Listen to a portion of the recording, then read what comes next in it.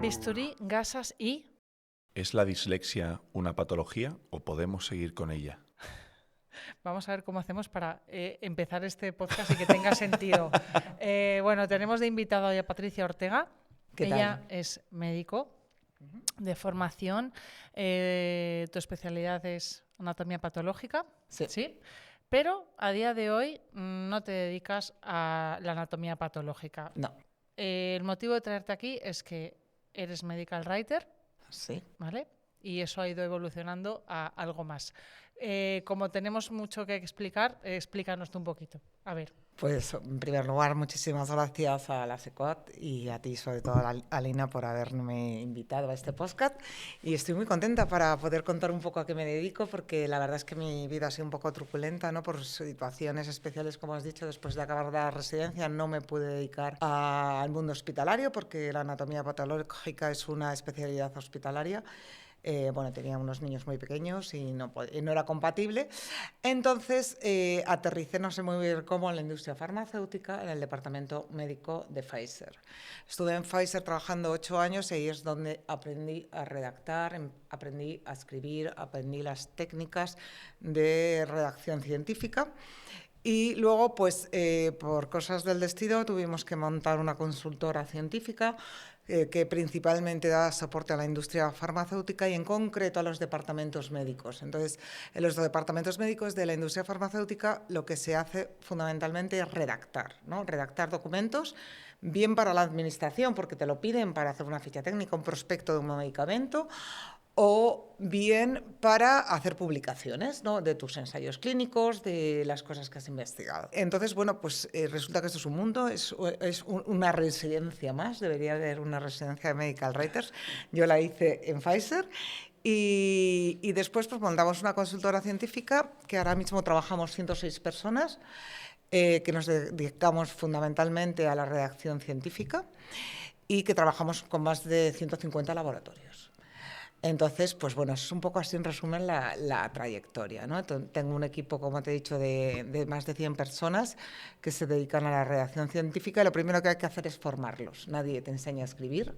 Sí, te enseñan a escribir en el colegio, pero el mundo de la redacción científica es un mundo totalmente distinto. O sea, medical writer o redactor científico es una profesión.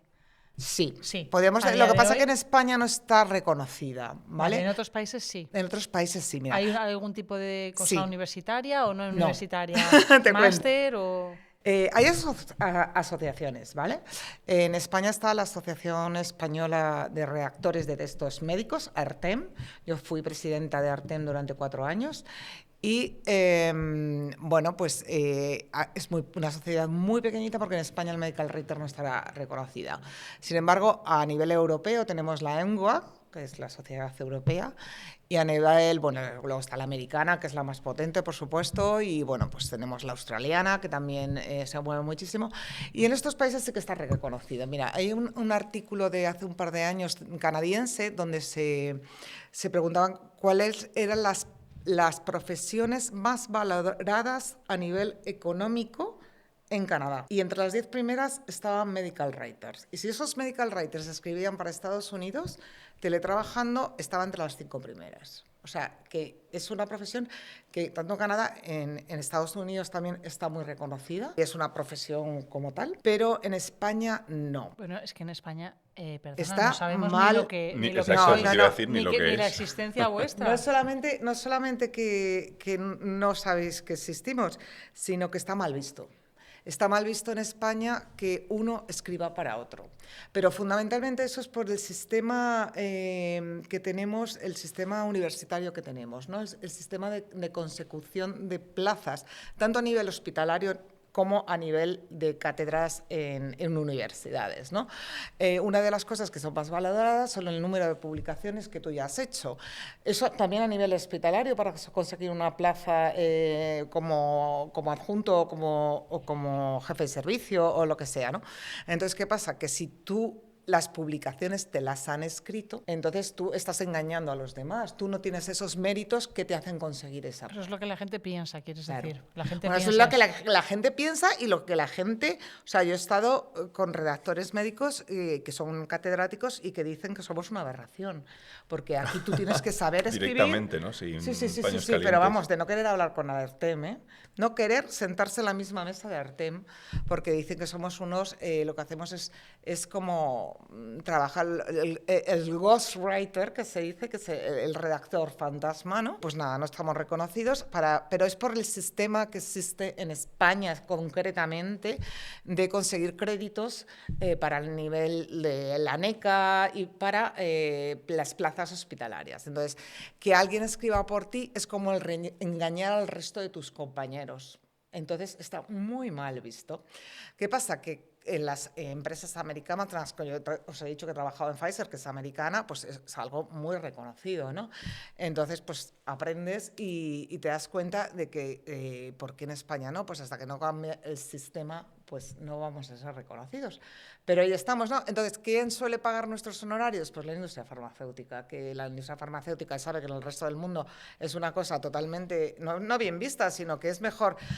Hicisteis un podcast hace poco sobre la estadística, que decías, pones un estadístico en tu vida. Pues yo diría lo mismo, pon un medical writer en tu vida. Por eso estás porque aquí. Por eso estás aquí. Nadie te ha enseñado a escribir, no conoces nada, absolutamente nada del mundo editorial, que es un mundo totalmente aparte y que está evolucionando muchísimo, está cambiando. Ya sabéis que la editorial, el papel, está muriendo, no sé. Ha muerto ya, ¿no? O sea, Si no ha muerto ya, no sé yo. Bueno, el hace papel, mucho que sí, no- pero sigue habiendo revistas en papel. Vete Ya. a las bibliotecas de los hospitales y verás las Sí. revistas en papel. Y la gente le gusta seguir leyendo sus artículos en papel, ¿no? Pero sí que el mundo editorial está cambiando. O sea, ya, pues yo cuando empecé a escribir, las editoriales se pegaban porque les mandaras un artículo. Hoy tienes que pagar por publicar. Entonces, en la mayoría de las revistas de prestigio tienes que pagar unas tasas que además que no están a nuestro alcance, porque es prácticamente el salario de un médico al mes lo que hay que pagar para publicar una revista mediana. No te estoy hablando de un Q1 y un Q2. Bueno, eso nos da para otro podcast, este tipo de aberraciones Bueno, científicas. ya ¿no? hablamos de eso en uno. Sí. otro día, ¿no? Pero es que, claro, estamos en la SECOT. ¿Qué traumatólogo recién salida, acabada la especialidad, puede pagar 3.500 euros de tasas de una revista para que le publiquen su publicación? O tienes un patrocinador, Sí, sí, sí. o te ayude la Sociedad Española, o sea, la SECOT, o de dónde vas a sacar el dinero, ¿no? No. Los médicos en España, desgraciadamente, no ganan mucho Yo dinero. cuando he hablado a algunas personas diciendo que íbamos a hacer este podcast, que hablamos tú y yo la primera vez hace 4 años para hacer otro proyecto, esto también de informar a los médicos, y yo recuerdo que no había 100 personas en tu empresa, había menos. O sea, quiero decir, habéis crecido en 4 años. Es Sí, que mucho. Empezamos 3, esto es como todas las Sí, empresas, sí. ¿no? Empezamos 3. O sea, es algo muy demandado. Soy buena en la industria muchísimo. Pero yo cuando le he dicho a la gente que íbamos a traerte, me decían, pero eso no es ilegal.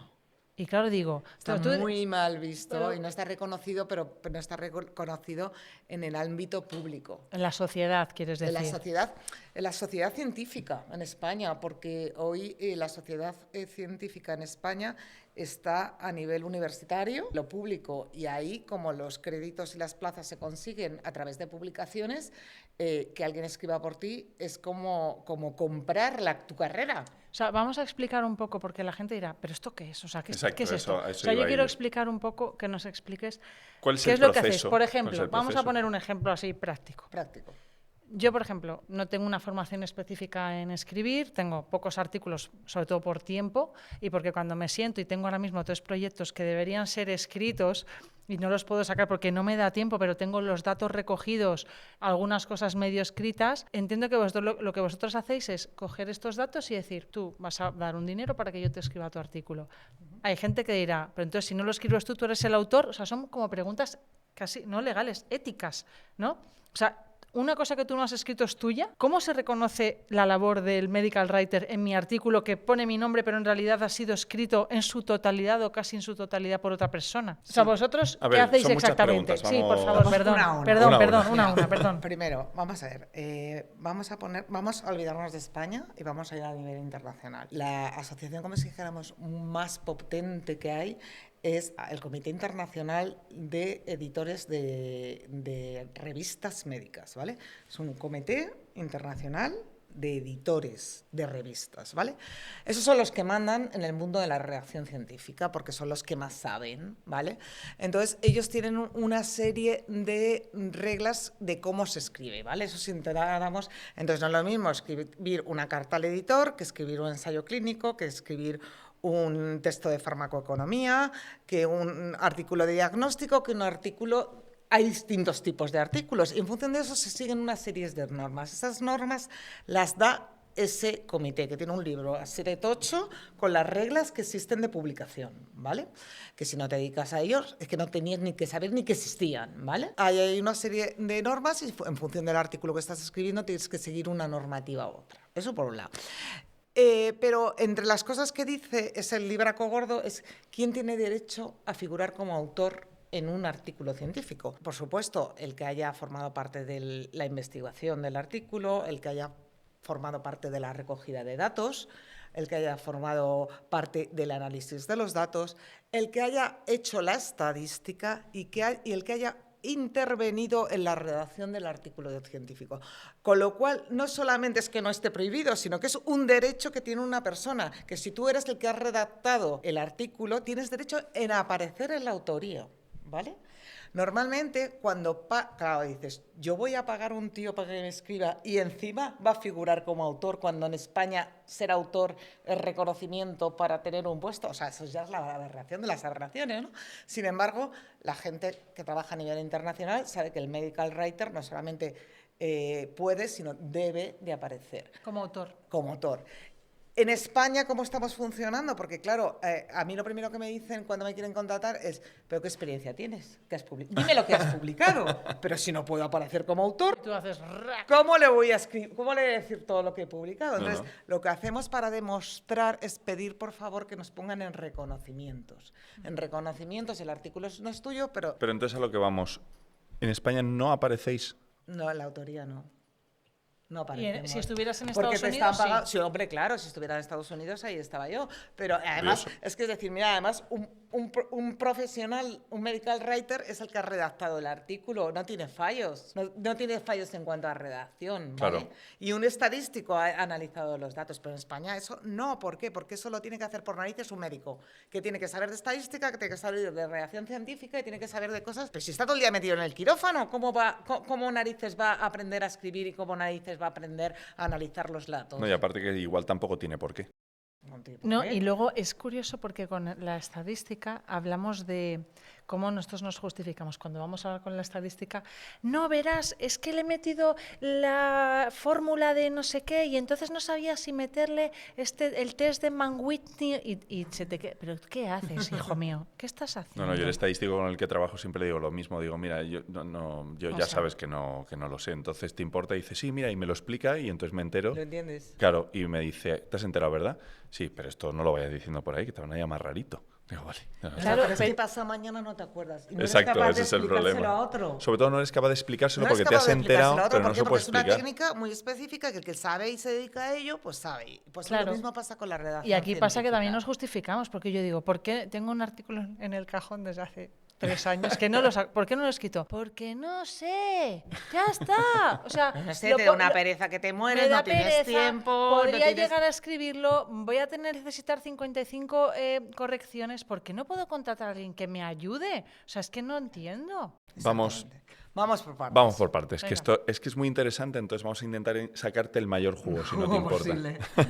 Entiendo que esto lleva su formación. Bueno, has dicho A ver, que evidentemente en antes España, no. En España no hay ningún sitio, solamente existe ahora un máster posgrado que ha hecho la Universidad Oberta de Cataluña en colaboración con la ERTEM, que es, como os decía, Sí, es la la asociación. Asociación Española, que hay muy poquitos socios porque casi todos son freelance. Claro. Entonces, al no haber empresas que se dediquen, como la mía, que se dedica al medical, yo creo que soy la única y dos más. Hay mucha CRO que escribe, pero empresa dedicada al medical writer, yo creo que en España la única que hay es la nuestra, ¿no? Pues claro, hay muy pocos socios, porque son todos freelance. Entonces, claro, ahí no sabes si son buenos o malos, porque cada uno habrá freelance buenos y habrá freelance malos, ¿no? No me acuerdo por qué te estaba contando. Por el tema de la formación. Entonces, pues ahí se ha empezado un máster que empezó el año pasado, que es en colaboración de la ERTEN y se puede hacer online, ¿vale? Es lo único que yo conozca que hay.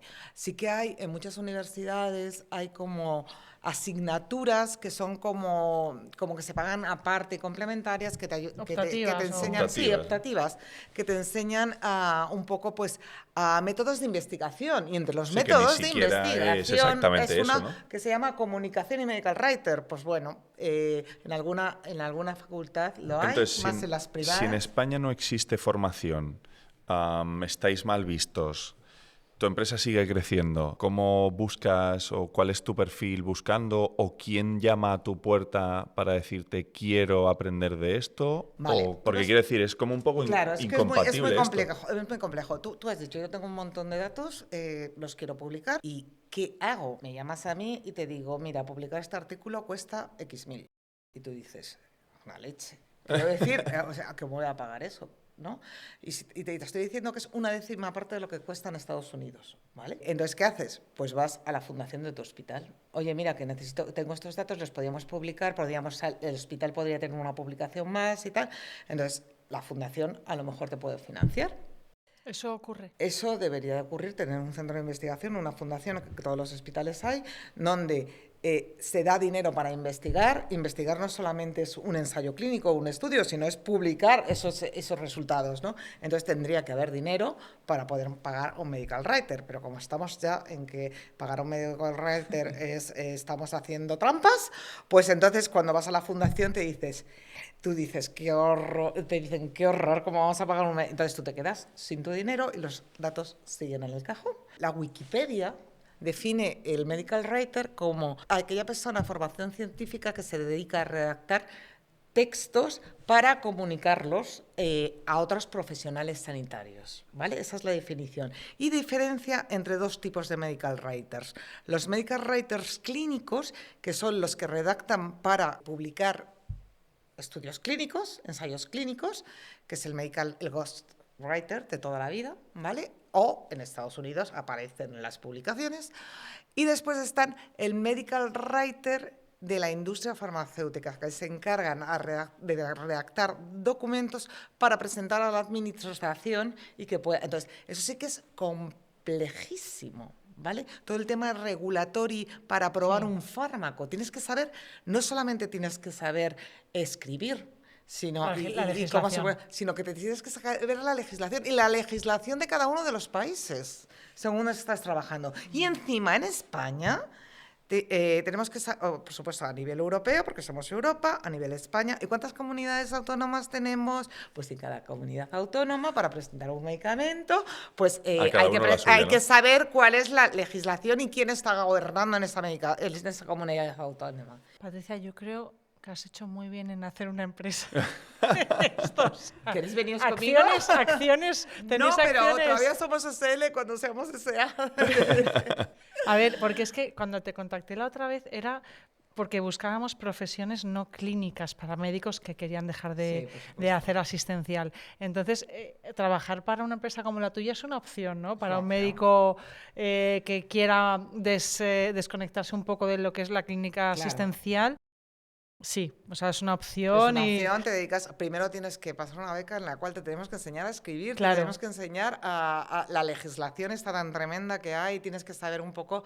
Entonces, nosotros ya no cogemos a nadie. Antes cogemos solamente a gente que venía de la industria, pero como cada vez nos demandan más, lo que hacemos es formar a nosotros a la gente, ¿no? Entonces la cogemos, le tenemos entre 6 meses y 1 año de beca, donde les enseñamos a escribir y les enseñamos la legislación que aplica.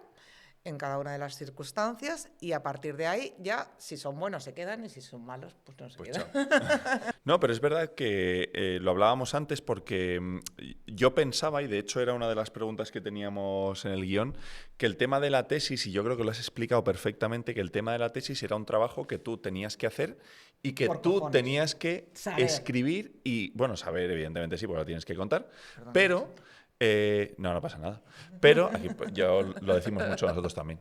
Pero con lo que tú has explicado queda perfectamente claro que es alguien que te ayuda a hacer la parte, igual que te ayuda el estadístico a hacer la parte estadística, igual que te ayuda el anatomista a hacer los cortes, igual que te ayuda todo un equipo de trabajo a que tú obtengas tu tesis, porque la tesis es saber muchísimo sobre un tema.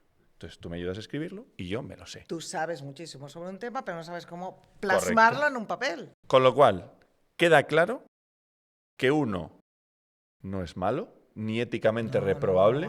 Es muy Dos, reconocido. es hasta recomendable para que te centres en lo que realmente sabes hacer, amigo traumatólogo, que es coge los casos clínicos y dáselos a alguien que sepa hacerlo. Y con esto lo digo todo, a mí me gusta. Yo me quedo otra última pregunta sobre dinero.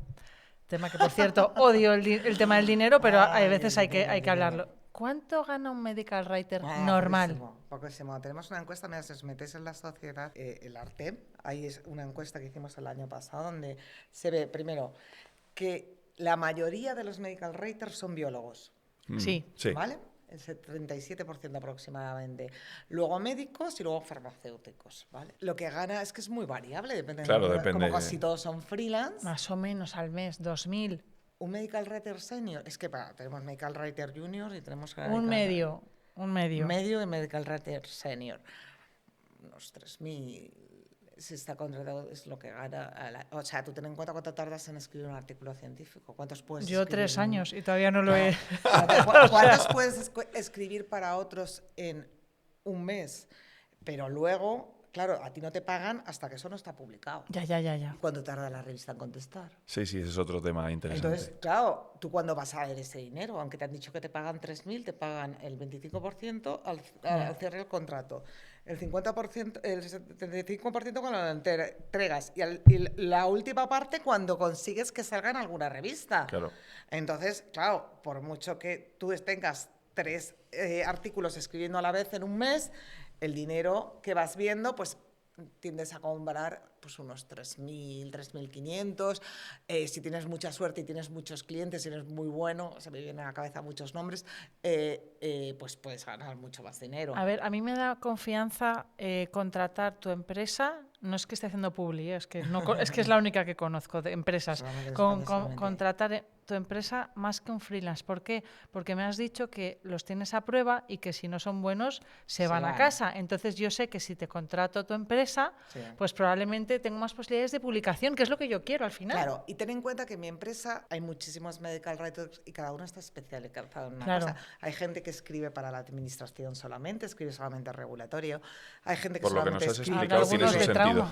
Habrá algunos más de trauma, ¿no? Claro, habrá... Luego, dentro de los que escriben para publicar en revistas, porque claro, yo tengo mucha gente que no escribe para publicar en revista, escribe para la industria farmacéutica. Prospectos, fichas técnicas, de todo, dosieres de valor de medicamento para presentar a la administración, monografías de producto, y para eso tienes que saberte la legislación. Al dedillo. Entonces, ya cuando entramos en los medical writers que escriben para revistas, tengo 12 y cada uno está especializado en un área terapéutica, cada uno está especializado en español o en inglés, cada uno está especializado, claro, cuando te dicen, no, por supuesto en inglés, sí, pues lo primero que preguntas, ¿inglés británico o inglés americano? Son distintos. Sí. Entonces, en función de esto, tengo gente especializada en unas cosas o en otras, ¿no? Entonces, te va a coger el que sabe, ¿vale? Y no solamente te va a ayudar a escribir, sino te va a ayudar a publicar. Te dice, mira, con esto no puedes ir a un Q1, que mucha gente no sabe lo que es un Q1, pero bueno, JCR, esas cosas, ¿no? No puedes ir a un Q1, tenemos que ir a un Q3, porque es que los datos... Pues ya te ahorras una serie de rechazos, claro, ¿no? Entonces vamos a un Q3, vamos a ver a cuál Q3 puede ir, y entonces te hace una búsqueda específica. Ten en cuenta que ahora ha entrado la inteligencia artificial. Claro. No todo el mundo domina las bases de datos de redacción científica de la inteligencia artificial. Yo conozco mucha gente, bueno, ya, ¿para qué existen los medical writers si ya escriben por ti? Pero no, o sea, entonces... Quizás el medical writer puede utilizar la inteligencia Puede artificial utilizar- mejor que tú. Claro, O sea, que para a mí me disminuir parecería el bien que mi tiempo. medical Y eso writer va a lo abaratar, usara. eso va a abaratar, porque ten en cuenta que un medical writer lo que más tarda es en recopilar toda la información, leérsela y entenderla, para después, en función de los datos que te da tu investigador, todo eso plasmarlo para el resto de la comunidad científica, ¿no? Eso es donde más se tarda, y ahora eso con la inteligencia artificial estamos acortando mucho los tiempos, con lo cual en los próximos años se van a reducir las tasas de medical writer, porque va a dedicarse mucha más gente que empieza a dominar las herramientas de inteligencia artificial que hoy en día existen para la redacción científica, ¿no? Yo lo ¿Podemos tengo terminar claro. con una anecdotilla? Si nos puedes contar así Uf, para así, pillarte. Sin haberla preparado. Una Sí, anécdota. sí, sí. A ver si te viene a la cabeza algún momento, como estamos hablando de esto de escribir, ¿tú has tenido que hacer algún trabajo de decir, uy, estos datos me huele que no están ahí trucadillos? A ver, hay Sin gente- decir nombres ni nada, por Yo favor. creo que, No queremos... yo creo que Patricia ha visto... A ver, yo tengo mucha confidencialidad con mis clientes. Por eso lo no digo. puedo decir Pero no nada, nos digas pero el a mí me nombre. a mí me ha pasado de venirme directores médicos, o sea, el director médico es el que más sabe en un laboratorio. Directores médicos que decirme de hacer publicaciones que no se podían hacer porque metodológicamente no se... Tú no puedes hacer un metaanálisis si no has hecho primero una revisión sistemática. Entonces, es imposible intentar hacer metaanálisis con datos que no se pueden comparar, pues porque las poblaciones son distintas, por ejemplo, ¿no? Entonces, querer hacer un metaanálisis y decirle que no, que eso no se puede hacer, y que te digan que sí, que se hace por mis narices, y tú que no, que eso no se puede hacer. A ver, que no se puede hacer. Yo te pago lo que sea, pero lo haces. Bueno, pues págame, yo te lo hago, efectivamente. No te lo van a coger en... No. En cuanto lo presentó en internacional, le dijeron, ¿pero qué es esto? ¿Quién ha hecho esto? Y quería que yo fuera internacional a discutir. Y dijo, no, yo te dije que esto no se podía hacer. O sea, que son cosas que te van ocurriendo, ¿no? Que lo primero que haces es asesorar, que no saben y no tienen por qué saber. Y déjate guiar, ¿no? Por el que sabe de redacción científica, el que sabe de editoriales, el que sabe de publicaciones, el que sabe de precentiles, el que sabe... ¿no? Entonces, pues nada, es un placer. Yo lo tengo clarísimo. Poder ayudar Como a quien decías. sea. Yo creo que si nos quitamos de encima la culpa, Pero es que yo la creo- cosa yo creo esta que de... Los tabúes españoles, que hay muchos tabúes. Pero es que además Mira, lo ha yo dicho cuando perfecto, entré- es que es absurdo. Es como si le dices a un traumatólogo, venga, tú me tienes que hacer también la función renal. Claro. Pues mira, desde aquí, desde SECOT, nos gustaría ayudaros a desmitificar ese negativismo que rodea al medical writer, porque creo que es una profesión necesaria.